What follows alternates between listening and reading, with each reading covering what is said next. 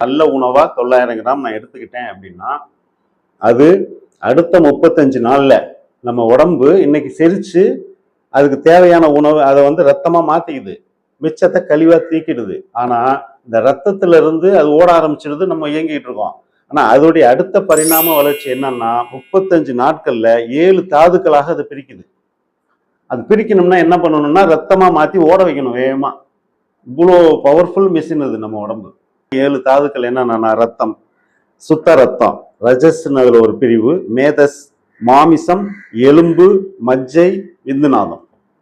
இந்த 6 விதத்தை விட்டுடுங்க, அது இயல்பா நடக்குது, நடக்கட்டும். கடைசியா என்னவானது? விந்துநாதமாக அறியுது.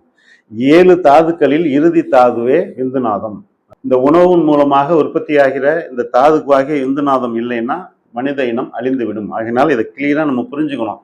இப்போ தவம் சொல்லி கொடுக்குறவங்களும் மற்ற விஷயங்கள யோகா சொல்லி கொடுக்குறவங்களும் இதை பத்தி பேச மாட்டாங்க. பேசி மக்களுக்கு தெளிவுபடுத்தினாதான் அது புரியும். விந்து என்பது ஆண்களிடம் இருப்பது, நாதம் என்பது பெண்களிடம் இருப்பது. ஸோ அதைத்தான் நம்முடைய மெய்ஞானம் ஆன்மீகங்கிற ரீதியில நமக்கு விளக்கமா சொல்லி கொடுக்குது. அதை நல்லா நம்ம புரிஞ்சுக்கணும். அப்போ இங்க என்ன பண்ணலாம் அப்படின்னா, தேவையற்ற உணர்வுகளின் மூலமாக நாம் சிற்றின்பங்கள் மூலமாக நம்முடைய விந்துநாதத்தை செலவு செய்து கொண்டே இருக்கிறோம்.